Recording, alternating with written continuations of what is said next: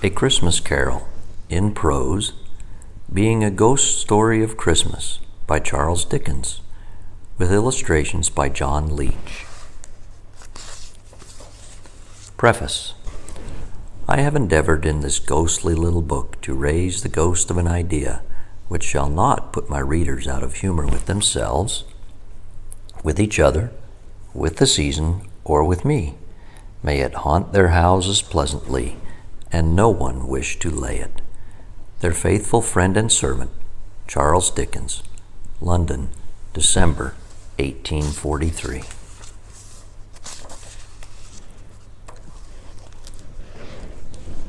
Chapter 1. Marley's Ghost. Marley was dead, to begin with. There is no doubt whatever about that. The register of his burial was signed by the clergyman, the clerk, the undertaker, and the chief mourner. Scrooge signed it, and Scrooge's name was good upon change for anything he chose to put his hand to. Old Marley was as dead as a doornail. Mind, I don't mean to say that I know of my own knowledge what there is particularly dead about a doornail. I might have been inclined myself to regard a coffin nail as the deadest piece of ironmongery on the trade. But the wisdom of our ancestors is in the simile, and my unhallowed hands shall not disturb it, or the country's done for. You will therefore permit me to repeat emphatically that Marley was as dead as a doornail. Scrooge knew he was dead? Of course he did. How could it be otherwise? Scrooge and he were partners for I don't know how many years.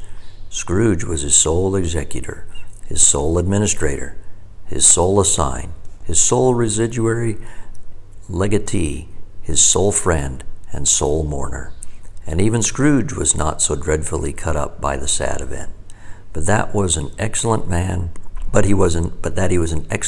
of business on the very day of the funeral, and solemnized it with an undoubted bargain.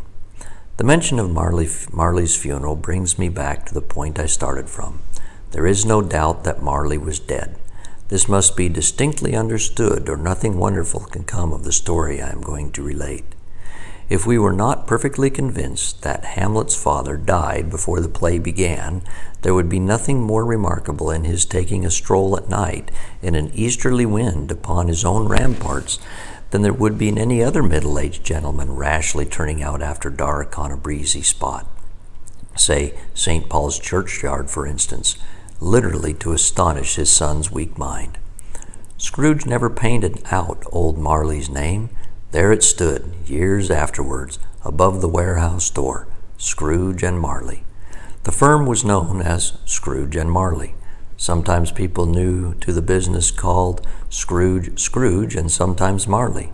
But he answered to both names. It was all the same to him.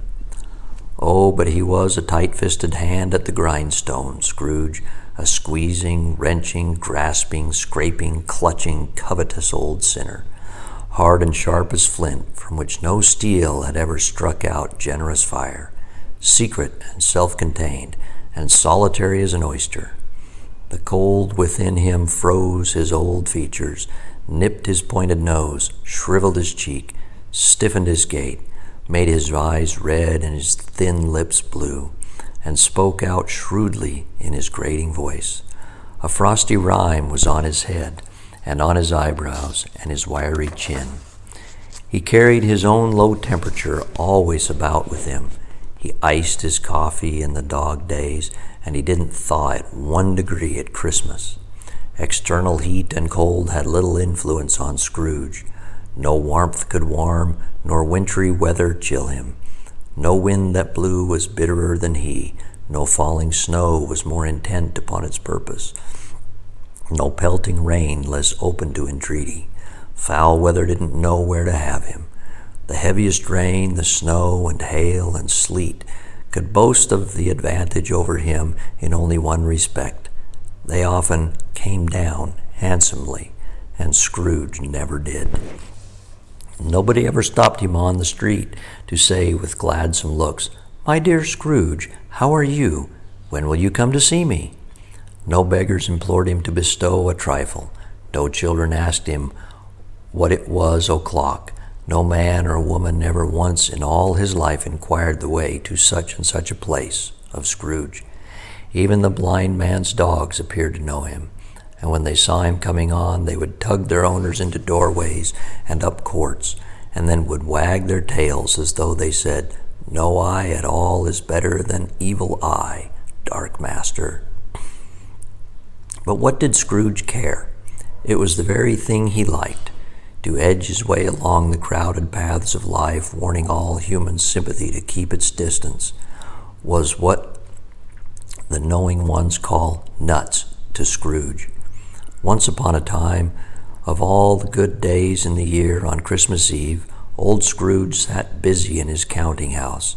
It was cold, bleak, biting weather, foggy withal, and he could hear the people in the court outside go wheezing up and down, beating their hands upon their breasts and stamping their feet upon the pavement stones to warm them.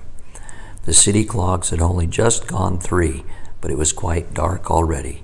It had not been light all day, and candles were flaring in the windows of the neighboring offices, like ruddy smears upon the palpable brown air.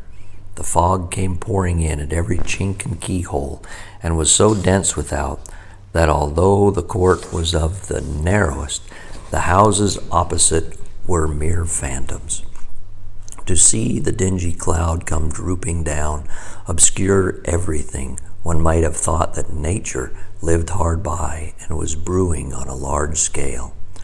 The door of Scrooge's counting house was open that he might keep his eye upon his clerk, who was in a dismal little cell beyond. A sort of tank was copying letters. Scrooge had a very small fire, but the clerk's fire was so very much smaller that it looked like one coal.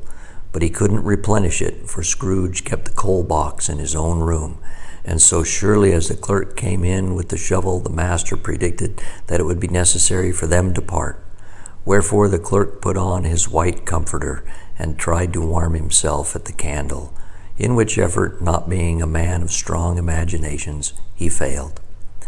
"A Merry Christmas, Uncle! God save you!" cried a cheerful voice. It was the voice of Scrooge's nephew, who came in upon him so quickly that this was the first intimation he had of his approach. "Bah!" said Scrooge. "Humbug!" He had so heated himself with rapid walking in the fog and frost, this nephew of Scrooge's, that he was all in a glow. His face was ruddy and handsome, his eyes sparkled, and his breath smoked again. "Christmas? Ah, humbug, Uncle," said Scrooge's nephew. "You don't mean that, I am sure." "I do," said Scrooge. "Merry Christmas! What right have you to be merry? What reason have you to be merry? You're poor enough." "Come then," returned the nephew gaily. "What right have you to be dismal? What reason have you to be morose? You're rich enough." Scrooge, having no better answer ready on the spur of the moment, said "Bah!" again, and followed it up with a "Humbug!" "Don't be cross, Uncle," said the nephew. "What else can I be," returned the uncle, "when I live in such a world of fools as this? Merry Christmas! Out upon Merry Christmas! What's Christmas time to you but a time for paying bills without money, a time for finding yourself a year older and not an hour richer, a time for balancing your books and having every item in them through a round dozen of months presented dead against you? If I could work my will," said Scrooge indignantly, "every idiot who goes about with Merry Christmas on his lips should be boiled with his own pudding and buried with a stake of holly through his heart, he should." "Uncle," pleaded the nephew. "Nephew," returned the uncle sternly, "keep Christmas in your own way, and let me keep it in mine." "Keep it," repeated Scrooge's nephew, "but you don't keep it." "Let me leave it alone, then," said Scrooge. Much good it may do to you, much good it has ever done you." "There are many things from which I might have derived good, by which I have not profited, I dare say," returned the nephew, "Christmas among the rest. But I am sure I have always thought of Christmas time, when it has come around, apart from the veneration due to its sacred name and origin, if anything belonging to it can be apart from that, as a good time, a kind of forgiving, charitable, pleasant time, the only time I know of in the long calendar of the year, when men and women seem by one consent to open their shut-up hearts freely and to think of people below them as if they really were fellow passengers to the grave, and not another race of creatures bound on other journeys. And therefore, Uncle, though it has never put a scrap of gold or silver in my pocket, I believe that it has done me good, and it will do me good. I say, God bless it. The clerk in the tank involuntarily applauded. Becoming immediately sensible of the impropriety, he poked the fire and extinguished the last frail spark forever.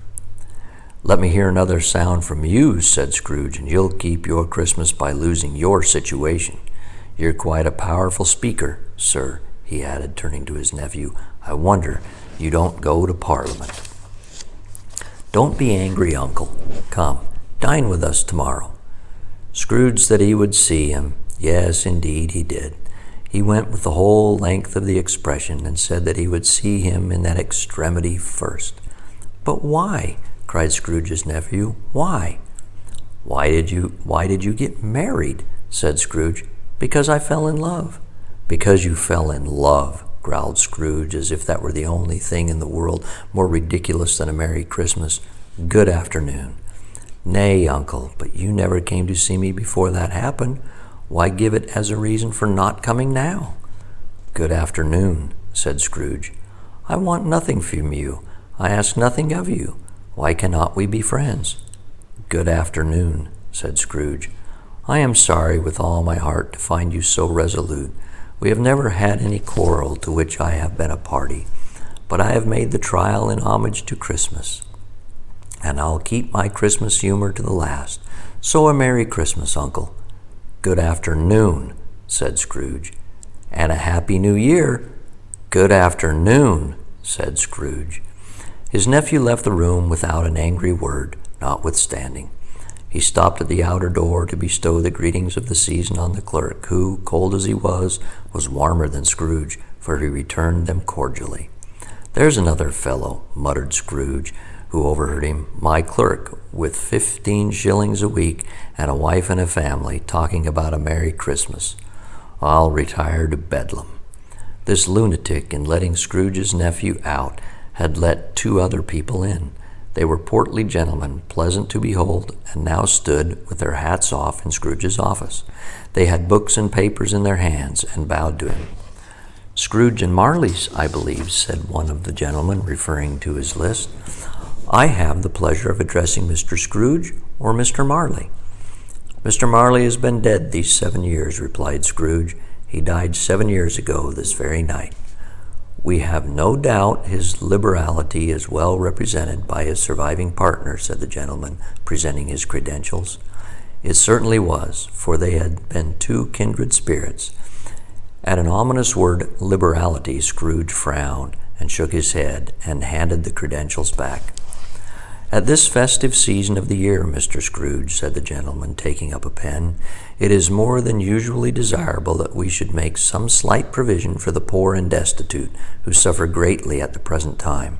Many thousands are in want of common necessaries. Hundreds of thousands are in want of common comforts, sir." "Are there no prisons?" asked Scrooge.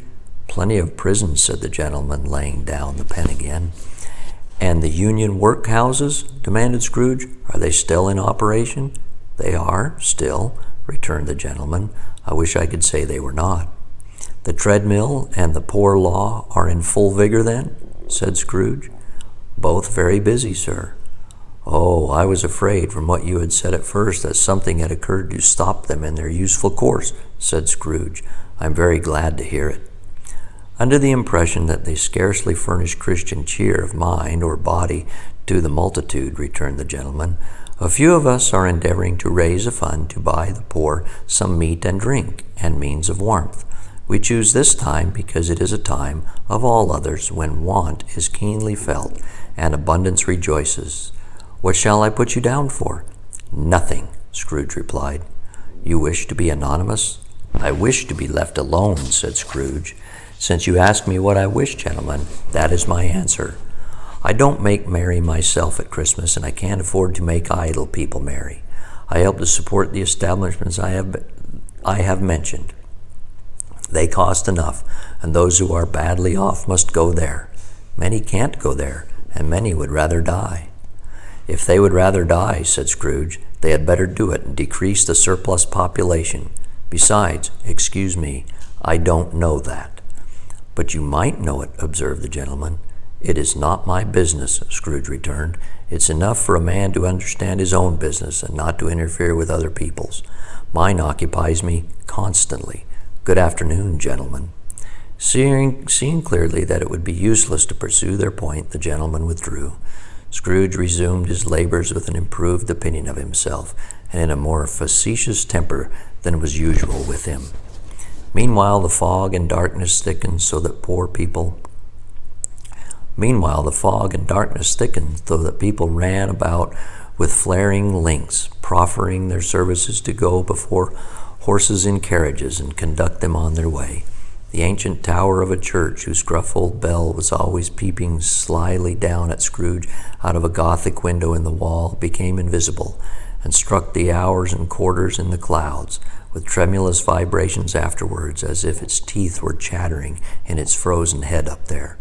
The cold became intense. The main street at the corner of the court, some laborers were repairing the gas pipes, and had lighted a great flare in a brazier, round which a party of ragged men and boys were gathered, warming their hands and winking their eyes before the blaze in rapture.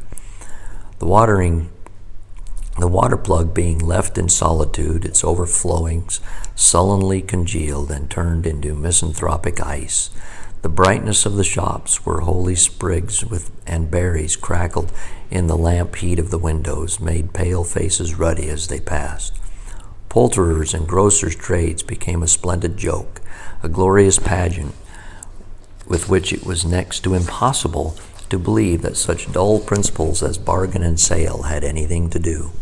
The Lord Mayor, in the stronghold of his mighty mansion house, gave orders to his 50 cooks and butlers to keep Christmas as a Lord Mayor's household should, and even a little tailor, whom he had fined 5 shillings on the previous Monday for being drunk and bloodthirsty in the streets, stirred up tomorrow's pudding in his garret, while his lean wife and the baby sallied out to buy the beef. Foggier yet and colder, piercing, searching, biting cold. If the good St. Dunstan had but nipped at the evil spirit's house with a touch of such weather as that, instead of using his familiar weapons, then indeed he would have roared to lusty purpose. The owner of one scant young nose, gnawed and mumbled by the hungry cold as bones are gnawed by dogs, stooped down at Scrooge's keyhole to regale him with a Christmas carol. But at the first sound of "God bless you, merry gentlemen, may nothing you dismay," Scrooge seized the ruler with such energy of action that the singer fled in terror, leaving the keyhole to the fog and even more congenial frost.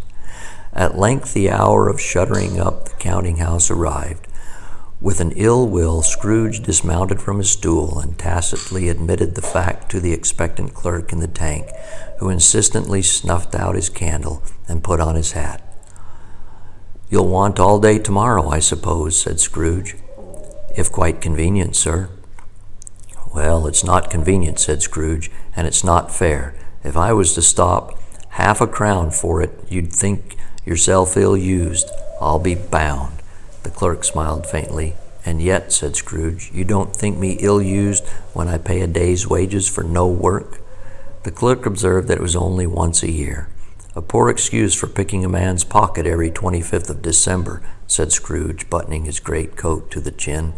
"But I suppose you must have the whole day. Be here all the earlier next morning." The clerk promised that he would, and Scrooge walked out with a growl. The office was closed in a twinkling, and the clerk, with the long ends of his white comforter dangling below his waist, for he boasted no greatcoat, went down a slide on Corn Hill, and at the end of a lane of boys 20 times, in honor of its being Christmas Eve, and then ran home to Camden Town as hard as he could pelt to play at Blind Man's Bluff. Scrooge took his melancholy dinner in his usual melancholy tavern, and having read all the newspapers and beguiled the rest of the evening with his banker's book, went home to bed. He lived in chambers which had once belonged to his deceased partner, They were a gloomy suite of rooms in a lowering pile of building up a yard, where it had so little business to be that one could scarcely help fancying it must have run there when it was a young house, playing at hide and seek with other houses and having forgotten the way out again. It was old enough now and dreary enough, for nobody lived in it but Scrooge, the other rooms being all let out as offices. The yard was so dark that even Scrooge, who knew its every stone, was fain to grope with his hands. The fog and frost so hung about the black old gateway of the house that it seemed as if the genius of the weather sat in mournful meditation on the threshold. Now, it is a fact that there was nothing at all particular about the knocker on the door, except that it was very large. It was also a fact that Scrooge had seen it night and morning during his whole residence in that place.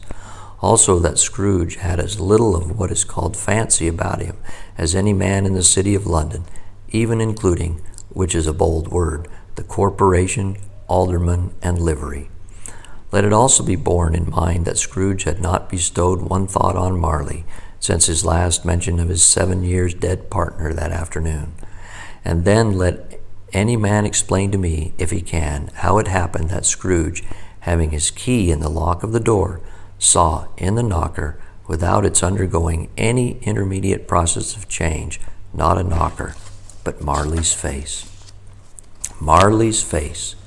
It was not an impenetrable shadow as the other objects in the yard were, but had a dismal light about it, like a bad lobster in a dark cellar. It was not angry or ferocious, but looked at Scrooge as Marley used to look, with ghostly spectacles turned up upon its ghostly forehead. The hair was curiously stirred, as if by breath or hot air, and though the eyes were wide open, they were perfectly motionless. That and its livid color made it horrible. But its horror seemed to be, in spite of the face and beyond its control, rather than a part of its own expression. As Scrooge looked fixedly at this phenomenon, it was a knocker again. To say that he was not so startled, or that his blood was not conscious of a terrible sensation to which it had been a stranger from infancy, would be untrue. But he put his hand upon the key he had relinquished, turned it sturdily, walked in, and lighted his candle. He did pause with a moment's irresolution before he shut the door, and he did look cautiously behind it first, as if half expectedly to be terrified with the sight of Marley's pigtail sticking out into the hall. But there was nothing on the back of the door, except the screws and nuts that held the knocker on. He said, "Pooh, pooh," and closed it with a bang. The sound resounded throughout the house like thunder. Every room above and every cask in the wine merchant's cellars below appeared to have a separate peal of echoes of its own. Scrooge was not a man to be frightened by echoes.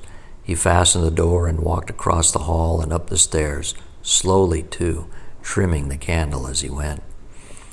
You may talk vaguely about driving a coach and six up a good old flight of stairs or through a bad young Act of Parliament. But I mean to say you might have to get a hearse up that staircase and taken it broadwise, with a splitter bar towards the wall and a door towards the balustrades, and done it easy.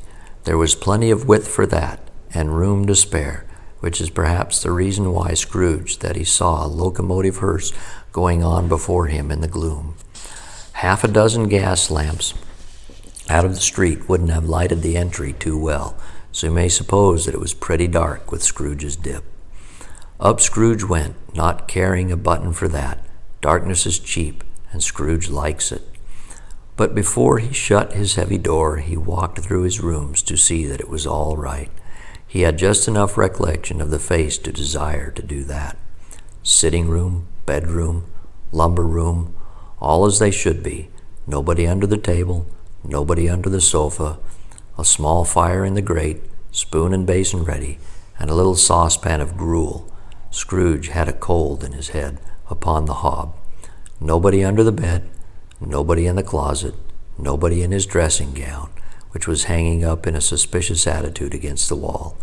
Lumber room as usual, old fire guard, old shoes, 2 fish baskets, washing stand on 3 legs, and a poker.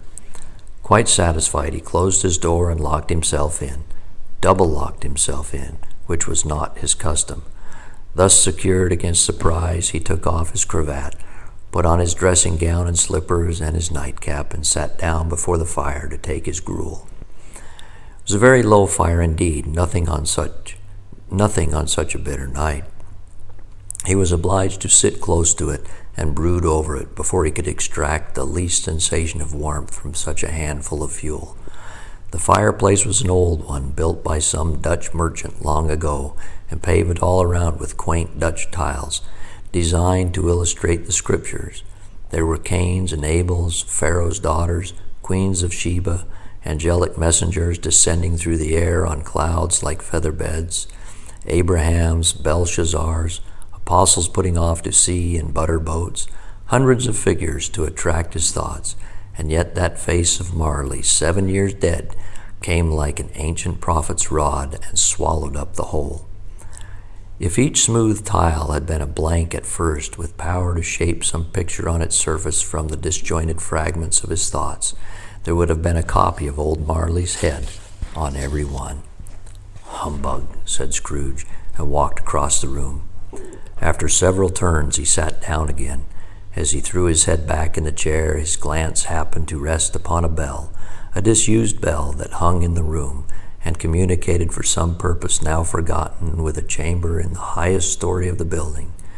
It was with great astonishment and with a strange, inexplicable dread that as he looked, he saw this bell begin to swing.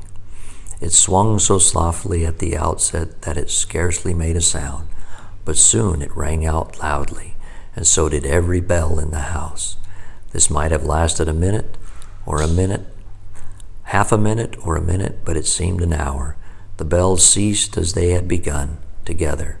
They were succeeded by a clanking noise, deep down below, as if some person were dragging a heavy chain over the casks in the wine merchant's cellar. Scrooge then remembered to have heard that ghosts in haunted houses were described as dragging chains. The cellar door flew open with a booming sound, and he heard the noise much louder on the floors below, then coming up the stairs, then coming straight towards his door. "It's humbug still," said Scrooge. "I won't believe it." His color changed, though, when, without a pause, it came on through the heavy door and passed into the room before his eyes. Upon its coming in, the dying flame leapt up as though it cried, "I know him, Marley's ghost," and fell again. The same face, the very same, Marley in his pigtail, usual waistcoat, tights, and boots, the tassels on the latter bristling like his pigtail and his coat skirts, and the hair upon his head. The chain he drew was clasped about his middle. It was long and wound about him like a tail, and it was made, for Scrooge observed it closely, of cash boxes, keys, padlocks, ledgers, deeds, and heavy purses wrought in steel. His body was transparent, so that Scrooge, observing him and looking through his waistcoat, could see 2 buttons on his coat behind. Scrooge had often heard it said that Marley had no bowels, but he had never believed it until now. No, nor did he believe it even now.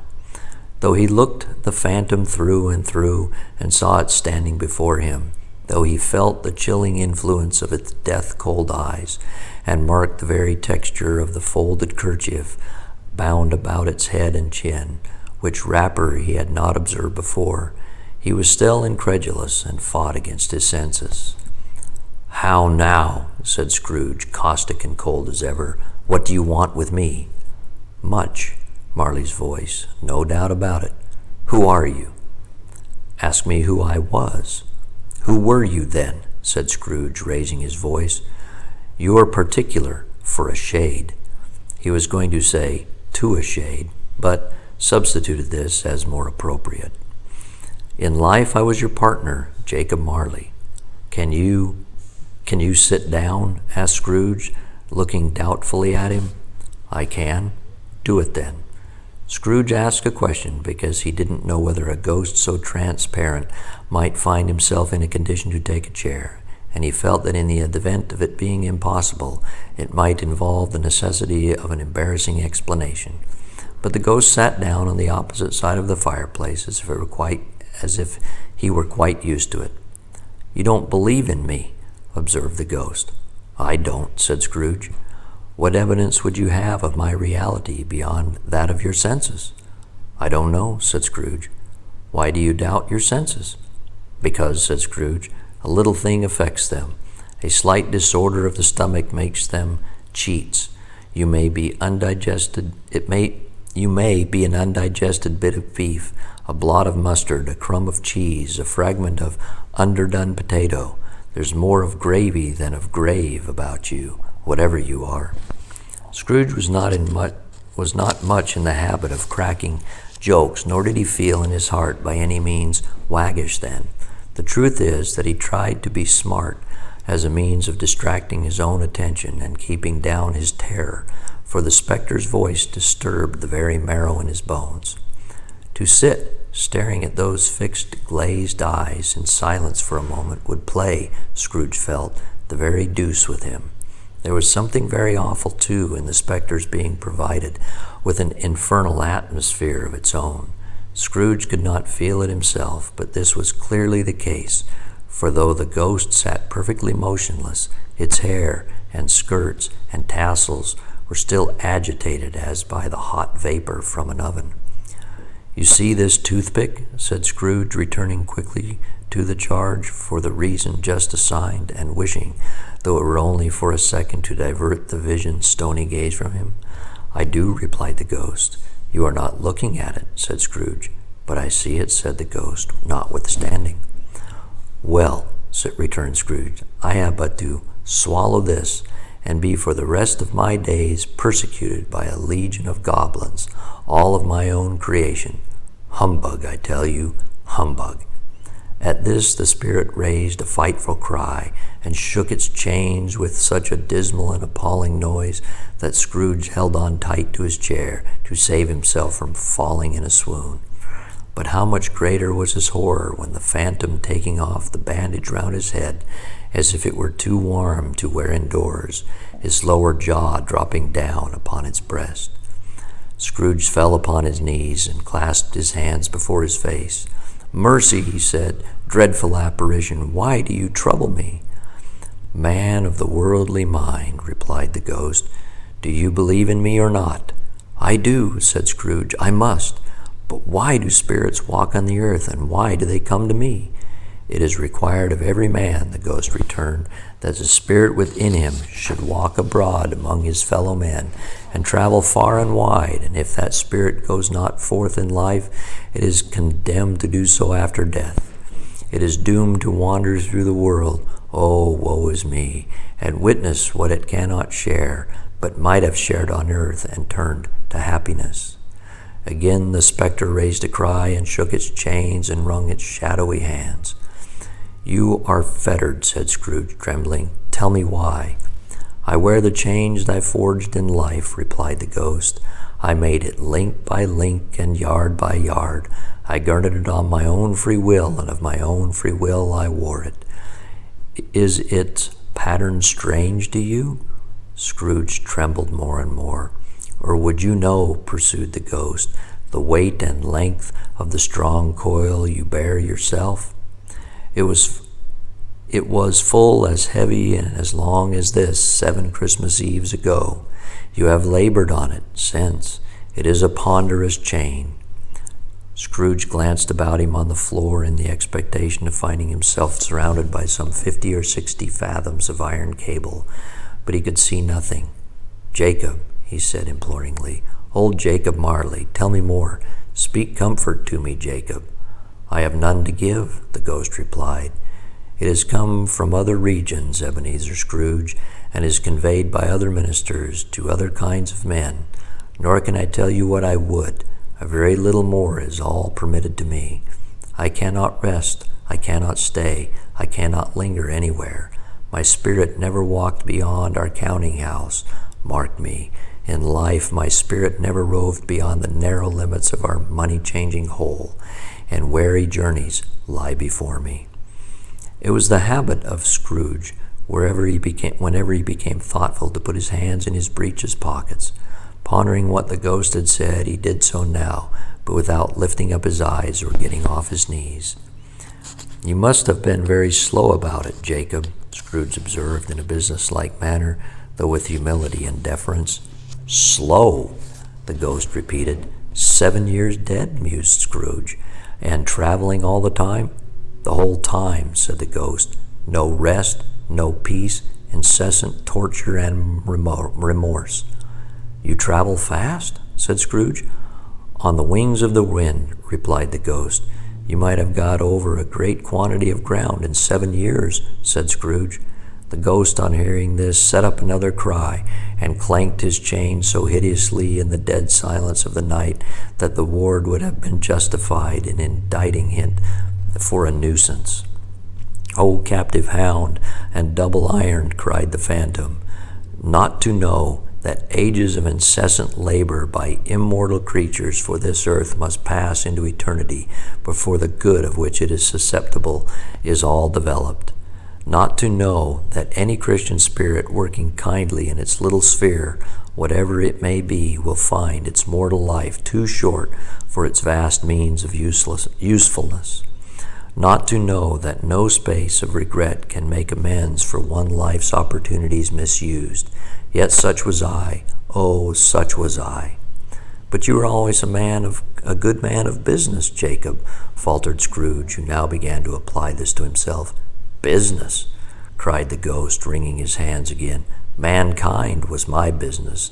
The common welfare was my business. Charity, mercy, forbearance, and benevolence were all my business. The dealings of my trade were but a drop of water in the comprehensive ocean of my business." It held up its chains at arm's length as if it were the cause of all its unraveling grief, and flung it heavily upon the ground again. "At this time of the rolling year," the specter said, "I suffer most.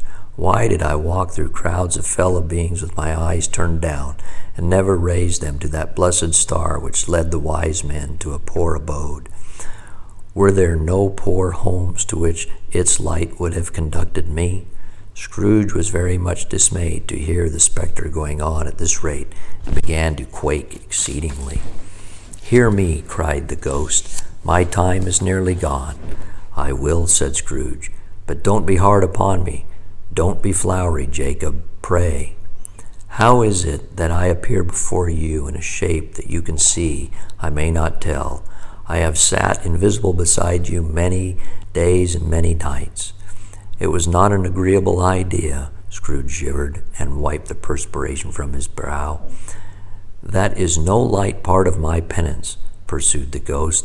"I am here tonight to warn you that you have yet a chance and hope of escaping my fate, a chance and hope of procuring Ebenezer." "You were always a good friend to me," said Scrooge. "Thank ye." "You will be haunted," resumed the ghost, "by 3 spirits." Scrooge's countenance fell almost as low as the ghost's had done. "Is that the chance and hope you mentioned, Jacob?" he demanded in a faltering voice. "It is." I think I'd rather not," said Scrooge. "Without their visits," said the ghost, "you cannot hope to shun the path I tread. Expect the first tomorrow when the bell tolls 1. "Couldn't I take 'em all at once and have it over, Jacob?" hinted Scrooge. "Expect the second on the next night at the same hour, the third upon the next night when the last stroke of 12 has ceased to vibrate. Look to see me no more, and look that, for your own sake, you remember what has passed between us." When it had said these words, the specter took its wrapper from the table and bound it round its head, as before. Scrooge knew this by the smart sound its teeth made when the jaws were brought together by the bandage. He ventured to raise his eyes again and found the supernatural visitor confronting him in an erect attitude with its chain wound over and about his arm. The apparition walked backwards from him, and at every step it took, the window raised itself a little. so that when the spectre reached it, it was wide open. It beckoned Scrooge to approach, which he did. When they were within 2 paces of each other, Marley's ghost held up his hand, warning him to come no nearer. Scrooge stopped, not so much in obedience as in surprise and fear, for on the raising of the hand he became sensible of confused noises in the air, incoherent sounds of lamentations and regrets, wailings inexpressibly sorrowful and self-accusatory. The spectre, after listening for a moment, joined in the mournful dirge and floated out upon the bleak, dark night. Scrooge followed to the window, desperate in his curiosity. He looked out. The air was filled with phantoms, wandering hither and thither in restless haste, and moaning as they went. Every one of them wore chains like Marley's ghost. Some few, they might be guilty governments, were linked together. None were free. Many had been personally known to Scrooge in their lives. He had been quite familiar with one old ghost in a white waistcoat with a monstrous iron safe attached to its ankle, who cried piteously at being unable to assist a wretched woman with an infant whom it saw below upon a doorstep. The misery with them all was, clearly, that they sought to interfere for good in human matters and had lost the power forever. Whether these creatures faded into mist or mist enshrouded them, he could not tell, but they and their spirit voices faded together, and the night became as it had been when he walked home. Scrooge closed the window and examined the door by which the ghost had entered. It was double locked, and he had locked it with his own hands, and the bolts were undisturbed. He tried to say, "Humbug," but stopped at the first syllable, and being from the emotion he had undergone, or fatigues of the day, or his glimpse of the invisible world, or the dull conversation of the ghost, or the lateness of the hour, much in need of repose, he went straight to his bed without undressing and fell asleep upon the instant.